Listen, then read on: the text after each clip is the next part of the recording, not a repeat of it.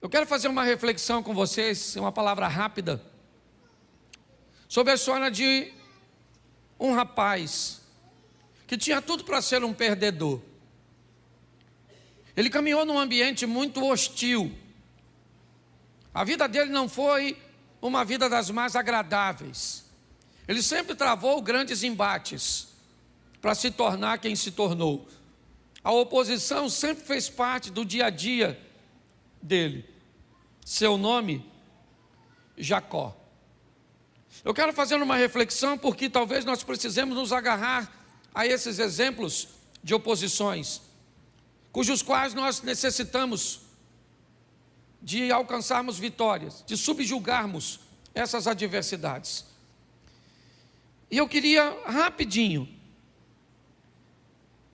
coloca para mim aí na tela, por favor, Gênesis capítulo 25, verso 26. Preste atenção, eu vou usar só alguns textos, vou comentar pouco. Depois saiu o seu irmão, agarrado a sua mão ao calcanhar de Esaú. Por isso se chamou o seu nome Jacó. E era Isaque da idade de 60 anos quando os gerou. Preste atenção, porque aqui está o nascimento desse menino. Ele é gêmeo com seu irmão Esaú, os dois. A diferença deles, provavelmente, alguns segundos ou minutos. O texto diz que quando Esaú está saindo, a parteira nota uma mão presa ao pé do menino. Talvez porque, se nós fôssemos olhar, não estivesse se esperando duas crianças naquela gestação. Mas eu queria que você entendesse o que vai acontecer com esse rapaz. Quando alguém vê a mão dele ao calcanhar do seu irmão, eu não sei que mente insana acha que esse bebê está querendo suplantar, está querendo tomar o lugar de seu irmão. Eu fico pensando comigo, quem é que disse que esse garoto estava querendo nascer primeiro, estava querendo levar alguma vantagem sobre seu irmão? Mas foi isso que me parece que observaram quando este menino nasce. Quem é este menino? Este é um menino que quer o lugar dos outros. Quem é este menino? Esse é um menino suplantador. Quando Jacó nasce, sobre ele coloca-se um nome que não é dos mais agradáveis. Tanto não é, e tanto não gostava deste nome, que Deus, sabendo disso, muda este nome mais à frente. Mas ele já tem que viver com esse trauma. Por quê? Vamos brincar, Jacó, cuidado com Jacó, que em Jacó não dá para confiar. O nome dele é Jacó, não é à toa. Vamos imaginar em como este menino teve que sobreviver sua infância, mediante a este rótulo que colocaram sobre ele. E pior, ele é gêmeo de um irmão que não é muito parecido com ele. O corpo de seu irmão se desenvolve um pouco mais. Seu irmão é peludo, é perito em caça. E o texto também diz que Isaque gostava mais de Esaú do que de Jacó. Se já não bastasse ser visto como um enganador, se não bastasse sofrer todos esses preconceitos, ele ainda tem que lidar com um dos maiores traumas que nós ouvimos hoje na sociedade. Eu não sou especialista na área, mas todo problema hoje que eu vejo numa pessoa, alguém diz que é problema com o pai. O menino é bandido, é com o pai. A menina é isso, é com o pai. Me parece que o pai carrega uma carga, e eu não estou aqui para dizer se é ou não é. Eu só sei que se fosse, esse garoto precisaria vencer. Porque a Bíblia faz questão que o caçador da casa, o forte da casa, o provedor da casa é Jacó, é Esaú. Então o pai prefere este menino, tem a preferência por ele. Muito bem, o tempo passa. Me parece que Jacó quer conseguir alguma coisa, não para mostrar para os outros em si, mas talvez para si mesmo. E ele tenta comprar uma primogenitura. Eu já tentei, quando fui a Israel, descobrir que tipo de negócio era esse, mas nenhum guia soube me explicar. Hoje eu almocei com um guia que me guia no Egito. Ele está no Brasil, eu trouxe ele aqui, foi no churrasco, no aniversário do Diogo, e eu fiquei conversando com ele, sei lá, umas 3 ou 4 horas, e surgiu também esse assunto que eu queria saber, ele que está tão próximo, e essa palavra já ardia no meu coração, mas ele não conseguiu também me explicar. Me parece um entendimento que eu consegui ver, é que é algo tão subjetivo como a primogenitura, uma bênção que viria no final da vida do pai. Jacó deseja obtê-la, porque ele se interessa por isso. Se é algo que ninguém vai ver, por que é que ele quer essa bênção da primogenitura? O que é isso? Quando é que ela vai acontecer? Eu queria lembrar você que seu irmão Esaú está com uma fome tão grande. O que ele quer é um resultado imediato, que o imediatismo de Esaú dá lugar, se eu posso chamar assim, um empreendedorismo. A capacidade de Jacó de se adiantar, de olhar para o futuro e ver alguma coisa numa bênção, que ele não poderia contar para ninguém que comprou, que seu irmão não diria a ninguém que vendeu.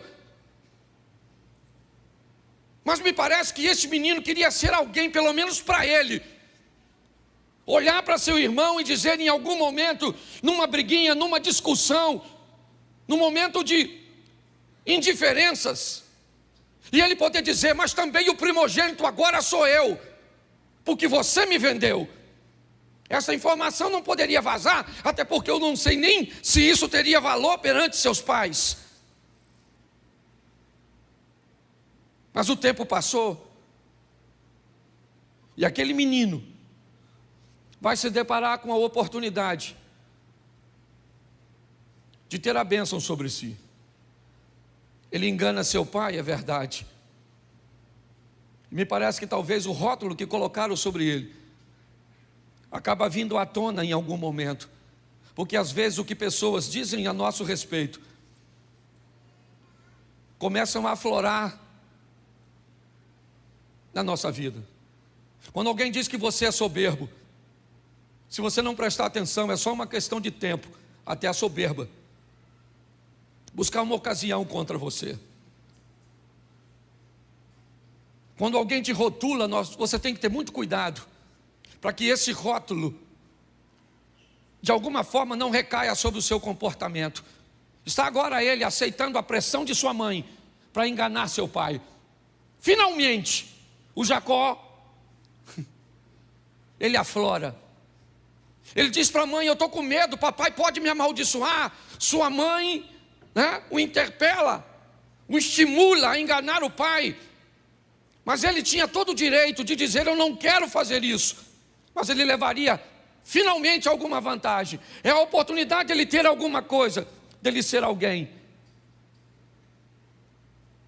E às custas de quê? Jacó consegue a bênção da roupa de seus irmãos, de seu irmão. O pai não o abençoou. Não. Jacó sabia disso.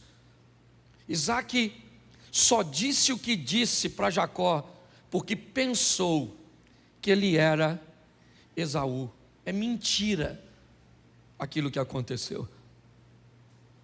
Ele recebeu a bênção? É verdade que recebeu, mas ela não era dele. Ele não tinha direito àquilo. Ele sabia que o pai, nitidamente, o pai mesmo disse no texto, ele se parece com Jacó. mas quem é você? E ele disse: eu sou Esaú, teu filho. Mas como você me trouxe uma caça tão rápido? Deus colocou a caça no campo para que eu fosse e tivesse êxito. Presta atenção o que esse cara está fazendo com a vida dele. Pastor, por que é que a Bíblia mostra erros como a bebedeira do Noé, como a negligência do Adão, como o medo e a insegurança do Abraão, como o partidarismo de Isaac, como a postura do Jacó, como falar demais do José, com o desejo incorreto de Davi, com as besteiras feitas por Sansão. Porque a Bíblia quer mostrar que essas pessoas não são pessoas perfeitas. Porque a Bíblia quer mostrar que Deus pode usar pessoas imperfeitas que buscam uma correção de rota. Quando eu olho para a história deste moço, o que eu vejo? Alguém fadado ao fracasso. Quando o irmão dele chega e descobre que Jacó ludibriou seu pai, Esaú disse: eu vou matar esse camarada. Agora a primogenitura não serve mais para ele, porque ele vai morrer. O que ele fez é passível de morte. Essa é a verdade.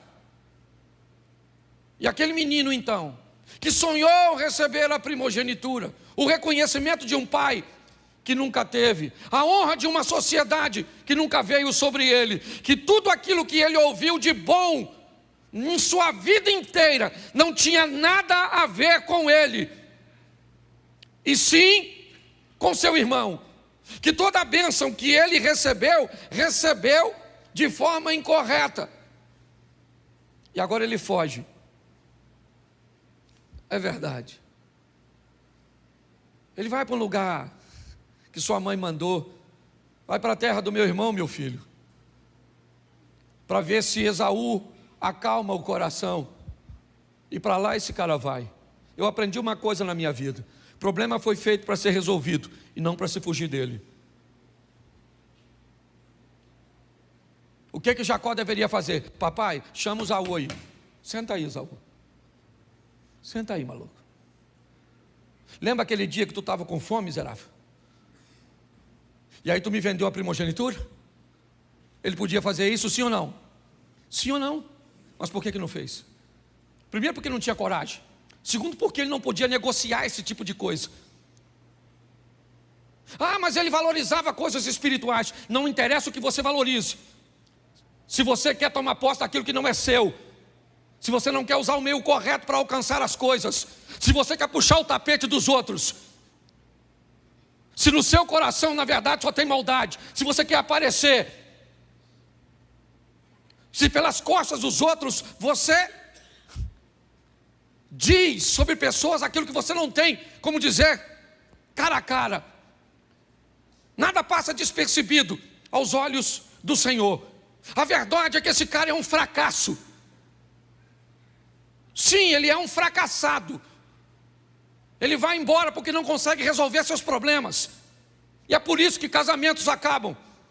É por isso que pessoas falem em seus ministérios, porque não tem coragem de olhar para a vida e dizer: esse problema é meu, eu sou desse jeito, e eu vou corrigir minha rota, eu vou mudar de postura. Mas não, ele foge. Então tá bom.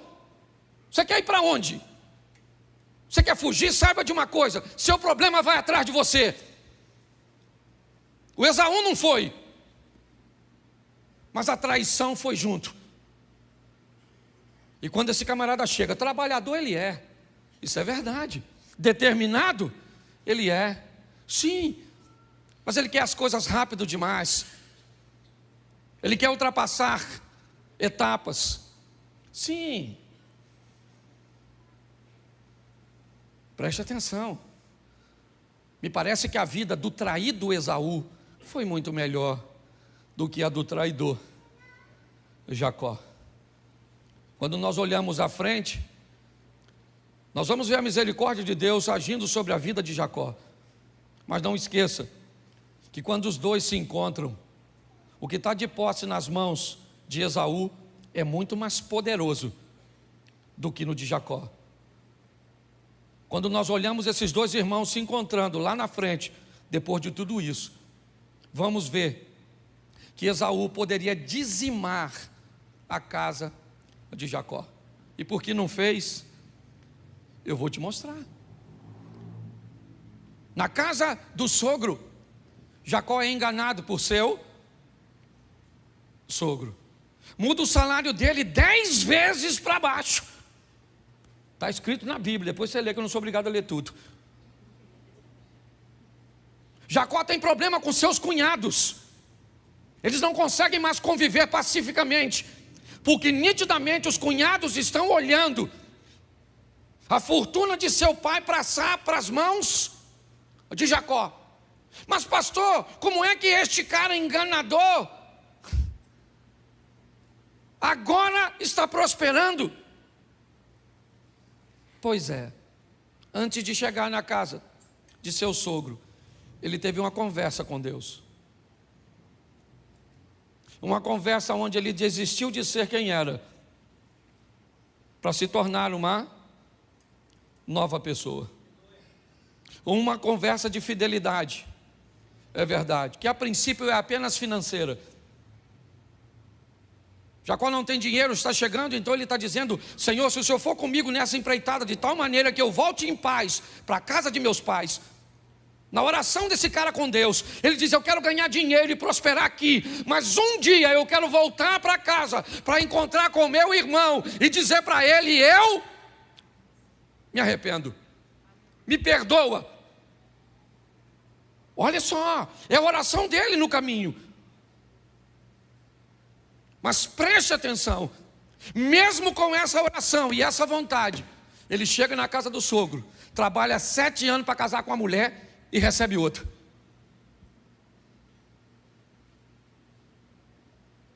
O sogro faz uma proposta para ele, sensacional: apacenta meus rebanhos, e eu te dou tudo aquilo que for salpicado e malhado como salário.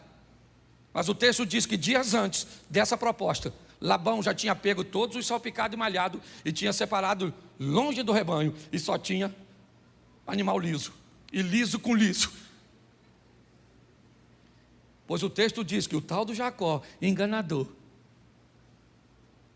levava o rebanho para tomar água e colocava as varinhas de álamo, uma varinha sem casca e a outra com casca, ou seja, tudo listadinho dentro d'água.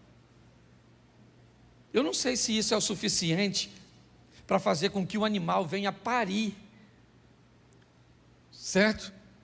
Talvez venha até daí, aquela cultura antiga que dizia que se uma mulher ficasse olhando muito para um troço, o filho nascia com a cara do troço. Eu não sei se essa cultura vem daí.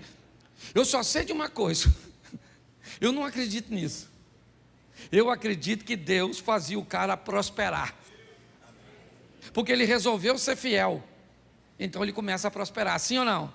Isso, prospera tanto, o problema é tanto, ele tem dificuldade de lidar com seus cunhados, a situação está difícil, não consegue falar com o sogro está todo mundo de cara feia para ele, porque ele está prosperando, ele está prosperando, ele está prosperando. O sogro diz: agora meu filho, só o picado de maiado é meu, o liso é seu. Ele foi lá, arrancou as varas, pronto, nascia liso. Depois você vai ler. Até que um dia Labão faz uma viagem, Jacó chama suas esposas e diz: vamos embora minha filha, vamos embora daqui enquanto seu pai está viajando. Mas agora no caminho ele vai ter um encontro sensacional com seu irmão. Eu queria que colocasse para mim, por favor, esse texto aqui, Gênesis 33, 1. Preste atenção. Levantou Jacó os olhos e olhou, e eis que vinha Esaú, e o quê? E esse cara vem com o quê? 400 homens com ele. vem a comitiva do Esaú. Ele era um homem forte, ele era um caçador, e ele traz consigo 400 homens na direção do Jacó, que segundo o próprio Jacó, vem com um grupo de mulheres e crianças. Olha só, o irmão desse cara, que ele roubou a primogenitura, ele vem na direção dele com 400 homens, e o Jacó, o próspero, o cheio de rebanho, aquele que prosperou, ele traz consigo algumas mulheres, crianças e alguns animais. Mas pastor, o que acontece antes disso? Eu acho que vale a pena olhar um pouquinho atrás. O Jacó que era rico, o Jacó que era próspero,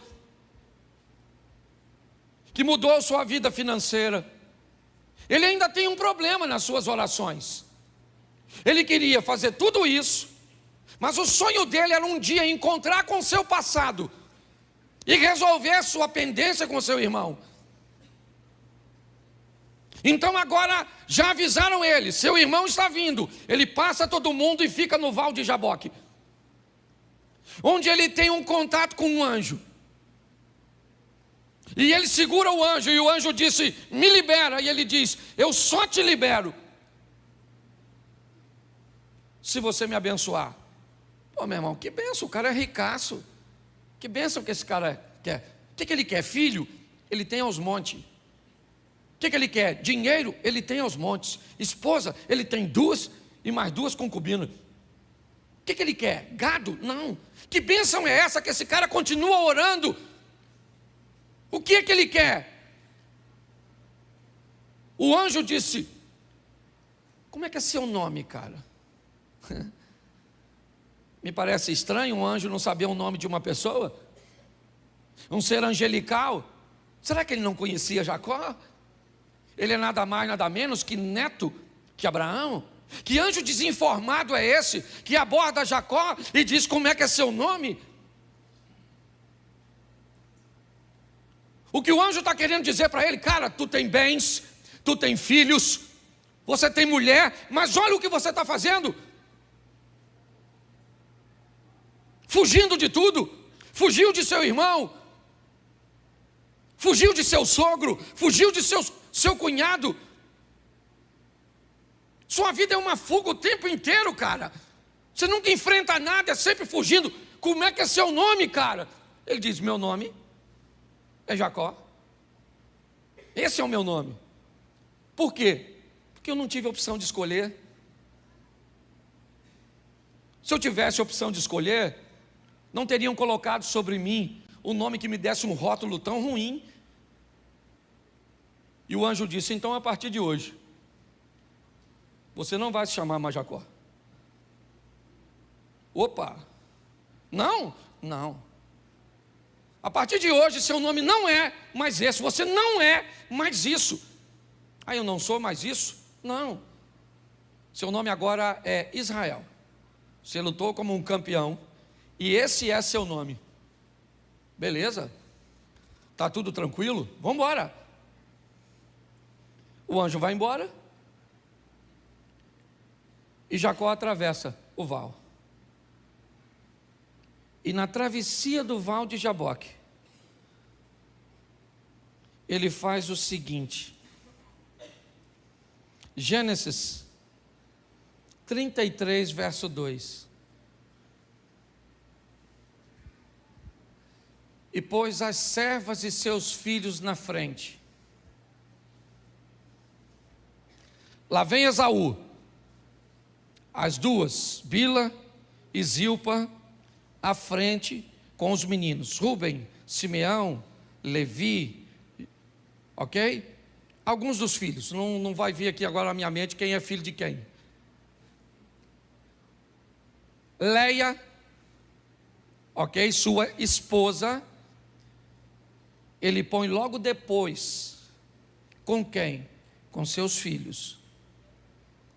Raquel e José, ele põe atrás. Então ele diz, nós vamos encontrar com Esaú, mas é desse jeito.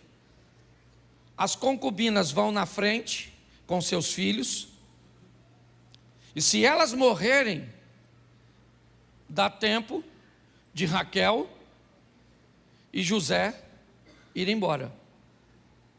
Lia ou Leia e seus filhos vêm aqui, e Raquel e José vêm aqui, e eu vou lá para frente. O que Jacó está dizendo é o seguinte: agora eu vou enfrentar meus problemas. Eu vou na frente encontrar com meu irmão.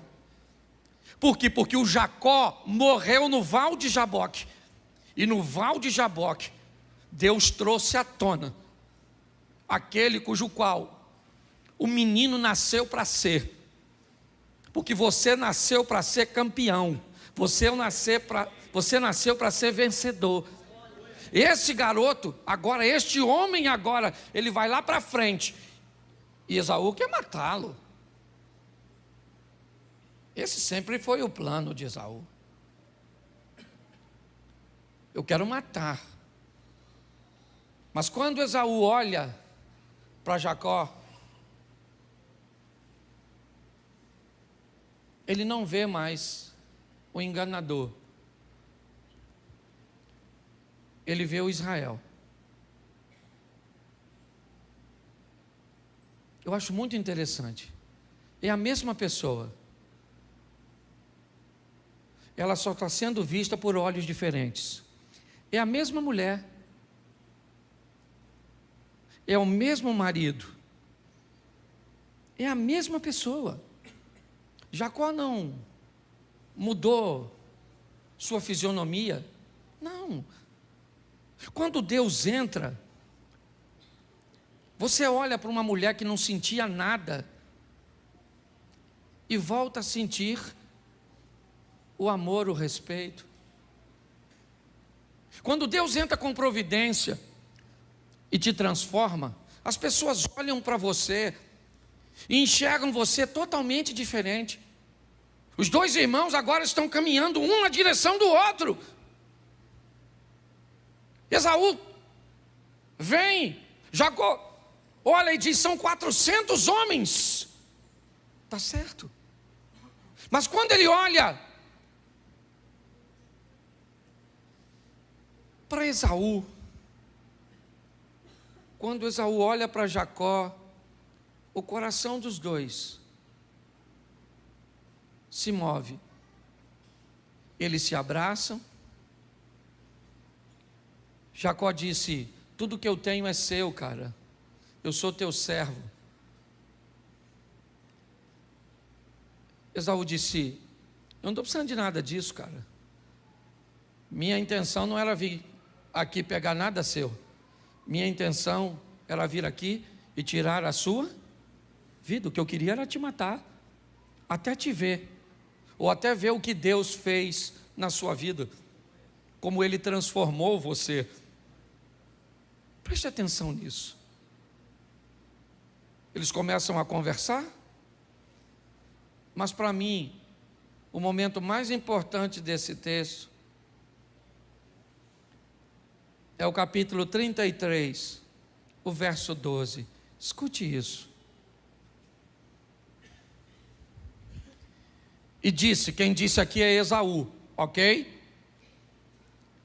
Caminhemos e andemos, e eu partirei adiante de ti. Vamos juntos, Jacó.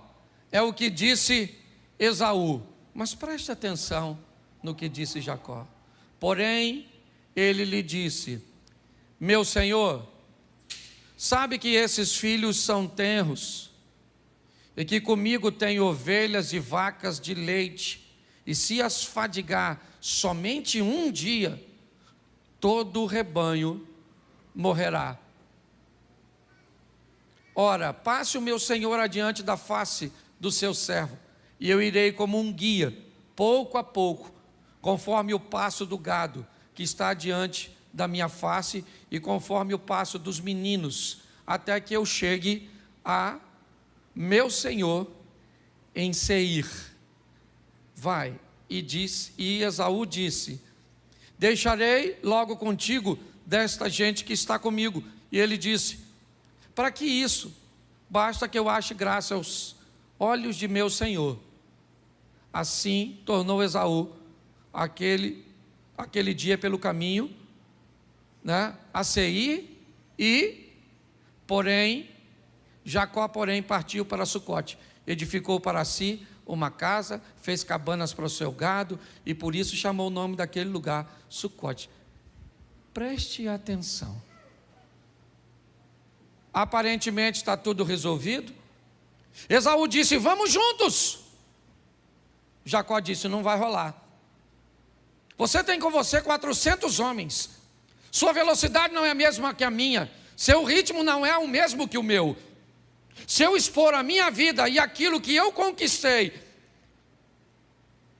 para que caminhe na velocidade que você consegue caminhar, com o estilo de vida que você estabeleceu, eu mato. Olha só, a maturidade de Jacó está dizendo: eu não tenho como ir contigo, cara, não dá, nossos ritmos são diferentes, mas nós fizemos as pazes, está tudo jóia, mas nós não vamos caminhar junto. Mas eu vou na frente, você vai depois, você vai para Seir, eu vou para Sucote. Não dá. A velocidade dos outros, a expertise dos outros, o que Deus vai fazer na vida do outro não é o mesmo que vai fazer na nossa.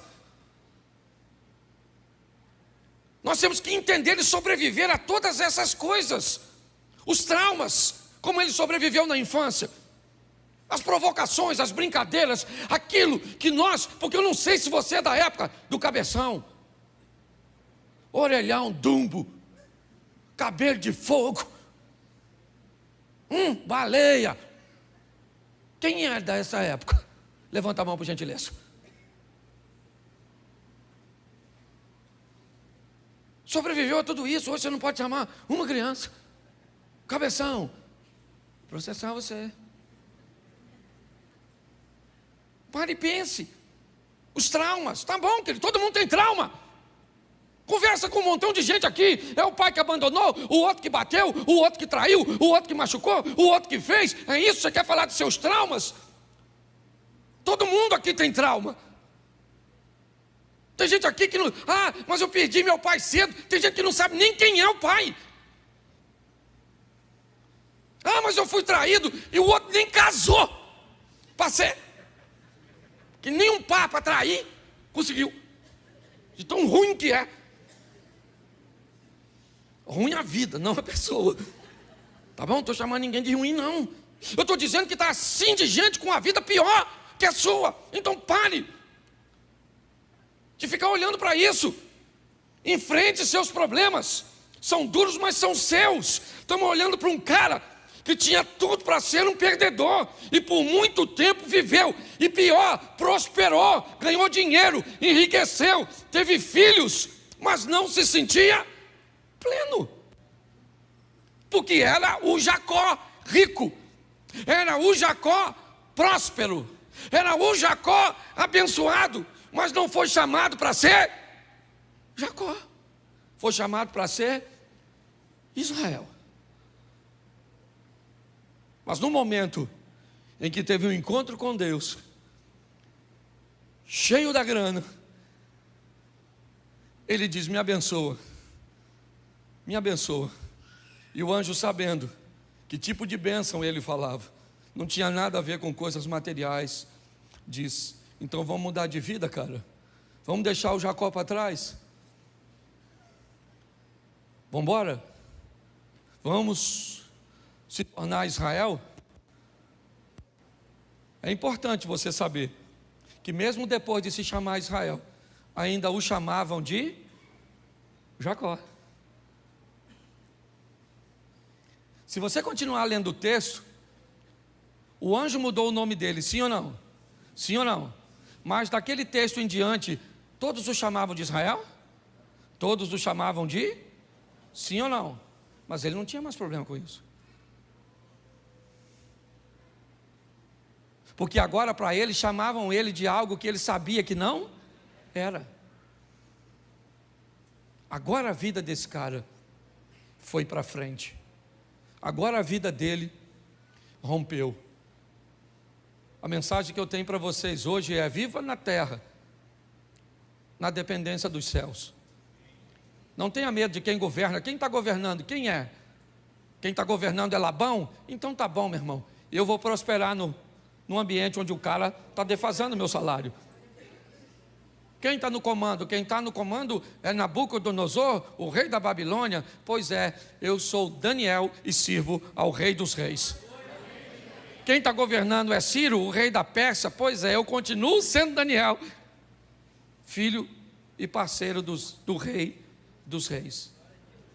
É assim que a vida funciona. Nós temos que vencer as adversidades. Elas não são poucas, nem para Jacó, nem para mim, nem para você. Se você quer enaltecer seus obstáculos, fique à vontade. Você quer dizer que a vida é muito difícil para você? É assim? Você quer olhar e medir sua vida pela dos outros? Faça. Jacó nunca precisou, nunca. Eu não sei porque Rebeca fez essa loucura. Não sei onde ela estava com a cabeça, certo? Deus já tinha dito para ela que o maior serviria o menor. Mas ela o fez. Eu não sei de onde você está vindo. Eu sei de onde eu vim. Eu sei o que eu tenho que vencer todos os dias. Eu sei o que eu tenho que escutar todos os dias. A Bíblia diz que a palavra de Deus é apta para discernir o que está no coração das pessoas.